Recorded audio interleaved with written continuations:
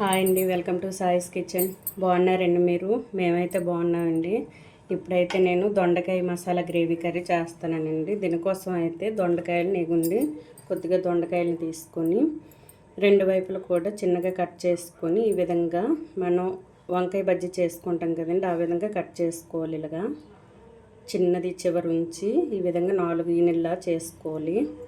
చేసుకొని అయితే ఇది నేను పక్కన పెట్టేసుకుంటాను. ఇప్పుడైతే నేను మసాలా రెడీ చేయడం కోసం స్టవ్ పైన ఒక ప్యాన్ పెట్టుకున్నాను. ఇందులో ఒక 2 టేబుల్ స్పూన్ వరకు పల్లీలు వేసుకోండి, శనగ పలుకులను. 2 టేబుల్ స్పూన్ వరకు వేసుకోండి. నేనైతే 1.5 టేబుల్ స్పూన్ వరకు వేసుకున్నాను. ఇది దోరగా వేగిన తర్వాత ఇదిగోండి ఇందులోన ఒక దాల్చిన చెక్క, ఒక 4 లవంగాలు, 4 యాలకులు వేసుకుంటున్నాను. ఇందులోనే ఒక 4-5 జీడిపప్పు పిండి, 4-5 జీడిపప్పు, చిన్నది కొబ్బరి ముక్కలు ఒక 2 ఎండు కొబ్బరి. ఇదైతే మంచిగా ఫ్రై చేసుకొని ఇందులోనే 1 టేబుల్ స్పూన్ వరకు గసగసాలను వేసుకోండి. ఈ గసగసాలు లేకపోయినట్లయితే నువ్వులు వేసుకున్నా పర్లేదండి. మీ దగ్గర నువ్వులు ఉంటే నువ్వులైనా వేసుకోవచ్చు. ఇవి వేసుకోవడం వల్ల టేస్ట్ బాగుంటుందండి. టేస్ట్ బాగుంటుంది, గ్రేవీ కూడా మంచిగా వస్తుంది. ఇవైతే మంచిగా వేయించుకోవాలి.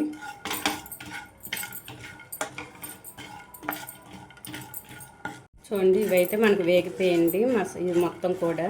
ఇవైతే ఇప్పుడు మిక్సీ పట్టుకుందాం. ఇప్పుడు ఇవి పక్కన పెట్టేసుకొని వేరే కడాయి పెట్టుకుందాం అండి.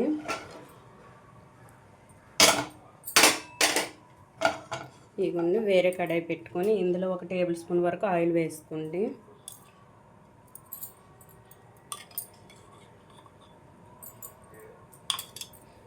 ఇందులోని మనం కట్ చేసి పెట్టుకున్న దొండకాయలను అయితే ఇందులో వేసుకుందామండి.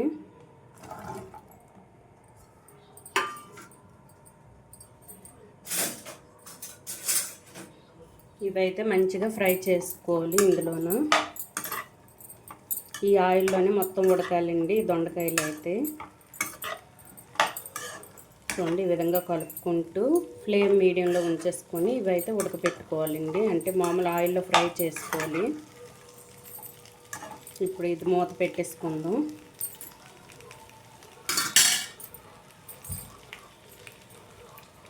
ఇది మూత పెట్టుకొని ఇప్పుడు మనం ముందుగా రెడీ చేసుకున్నాం కదండి, ఆ మసాలాని అయితే మిక్సీ పట్టేసి చూపిస్తానండి. చూడండి, ఈ విధంగా అయితే మనం జీడిపప్పు పల్లీలు వేయించుకున్నాం కదండి, ఇలా మిక్సీ పట్టుకొని ఇందులో చిన్న నిమ్మకాయ సైజు అంత చింతపండుని అయితే వేసుకుందామండి. నానబెట్టి ఉంచుకున్నాను ముందుగానే.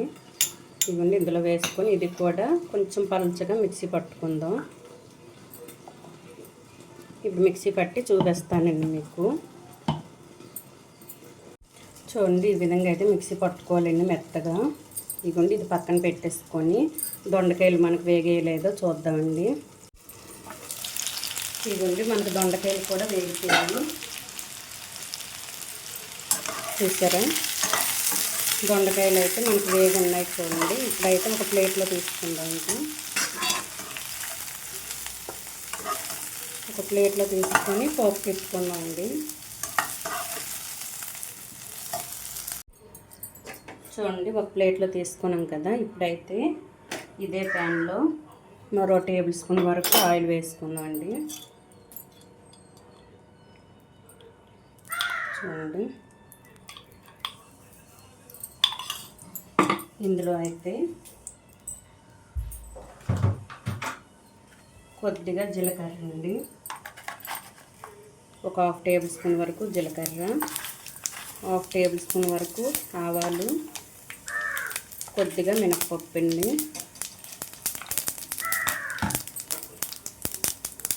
ఇవైతే మంచిగా వేయించుకొని ఇందులో ఉల్లిపాయ ముక్కలు వేద్దామండి, ఒక ఆనియన్,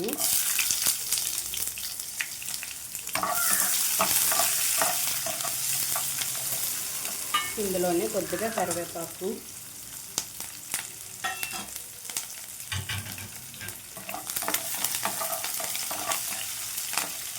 సన్నగా కట్ చేసుకున్న ఒక 5 లాగా పచ్చిమిర్చి అండి.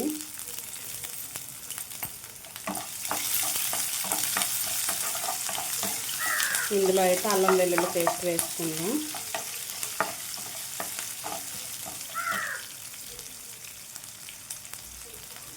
చూడండి, ఇప్పుడే దంచి పెట్టుకున్న ఫ్రెష్ది అల్లం వెల్లుల్లి పేస్ట్ అండి 1 టేబుల్ స్పూన్ వరకు వేసుకుంది. పచ్చగా దంచుకొని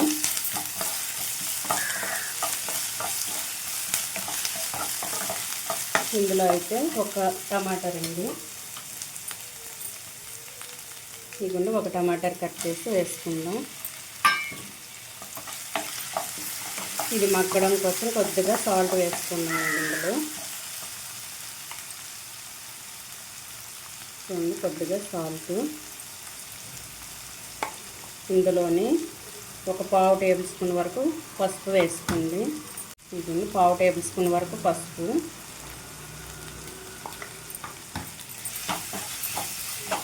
ఈ మొత్తం కూడా మంచిగా మగ్గాలండి ఆయిల్లో. ఈ ఆనియన్ టమాటర్ మొత్తం బాగా మగ్గిపోవాలండి. మగ్గిన తర్వాత మనమైతే మసాలాలు కూడా వేసుకుందాం. ఇప్పుడే వేసుకుందాం అండి మసాలా కూడా.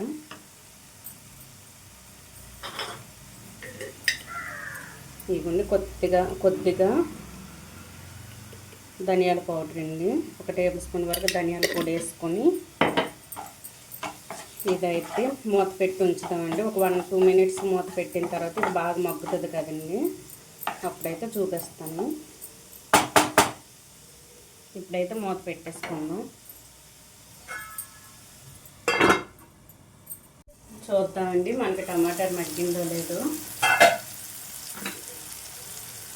చూడండి మనకి టమాటాలు అయితే మగ్గిపోయిందండి. ఇప్పుడైతే ఇందులో మనం ముందుగా మిక్సీ పట్టి ఉంచుకున్నాం కదండి, ఇదైతే వేసుకుందాం. ఈ పేస్ట్ని అయితే ఇందులో వేసుకుందాం.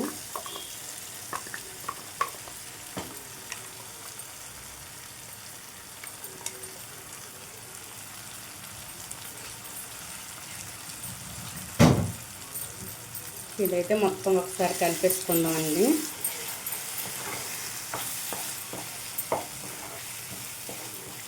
ఇప్పుడు వేగుతుంటేనే మంచి స్మెల్ వస్తుందండి. తినేటప్పుడు ఇంకా బాగుంటుంది టేస్ట్ అన్నది.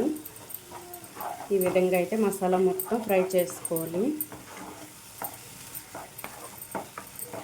మరో 1-2 మినిట్స్ అయితే మూత పెట్టి ఉంచుకుందామండి. ఈ మసాలా మొత్తం బాగా ఫ్రై అయ్యి ఆయిల్ మనకు పైకి తేలుతుందండి. అప్పుడైతే మసాలా మనకు ఫ్రై అయిపోయినట్టే. ఇది మూత పెట్టి 1-2 మినిట్స్ అయితే ఉంచుకుందాం.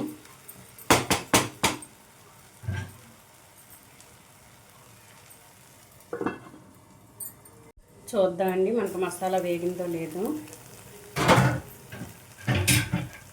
చూడండి మనకి మసాలా అయితే వేగిపోయిందండి.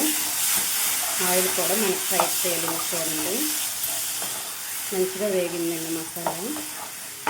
ఇప్పుడు ఇందులో అయితే మనం ఫ్రై చేసి పెట్టుకున్న దొండకాయ ముక్కలను అయితే వేసుకుందాం.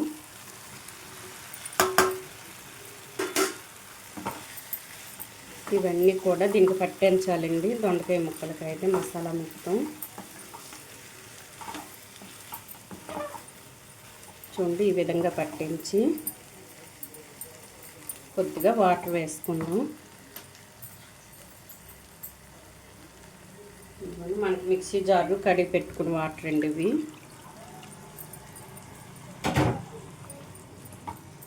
చూడండి ఇవి ములిగేంత వరకు వాటర్ వేసుకొని ఫ్లేమ్ మీడియంలో ఉంచేసుకొని ఇవైతే ఇవి ఉడకనిద్దామండి.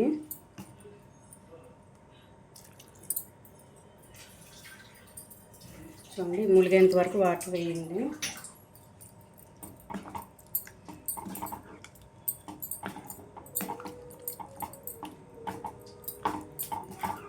ఈ విధంగా మొత్తం ఒకసారి కలిపేసుకొని సాల్ట్ సరిపోయిందో లేదో చూసుకొని కారం కూడా ఇప్పుడే వేసుకోండి.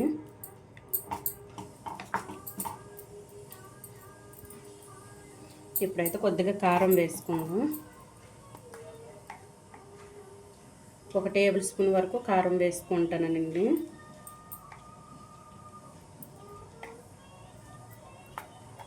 చూసుకొని చాలకపోతే వేసుకోండి లాస్ట్లో.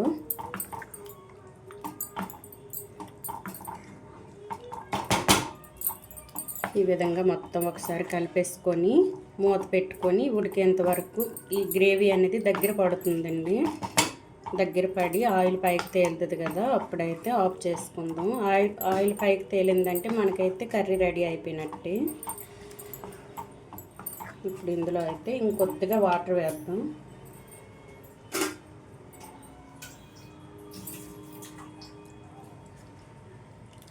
ఇంతే అండి, ఈ మాత్రం వాటర్ వేస్తే సరిపోద్ది. ఇప్పుడైతే ఇది మూత పెట్టి గ్రేవీ దగ్గర పడేంత వరకు ఇలానే ఉంచుదామండి. ఇది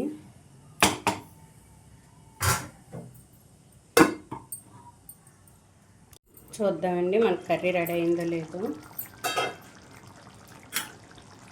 చూడండి, మనకు ఆయిల్ కూడా పైకి తేలింది, దొండకాయ కూడా మంచిగా ఉడికింది. చూడండి, ముందుగా మనం ఆయిల్లో ఫ్రై చేసుకున్నాం కదండి, అందుకు తొందరగా ఉడుకుతుంది దొండకాయ అన్నది. చూడండి మంచిగా ఉడికిపోయింది. కొంచెం కొత్తిమీర కూడా వేసుకున్నానండి, పైన అయితే ఇంకొంచెం చల్లుకుందాం.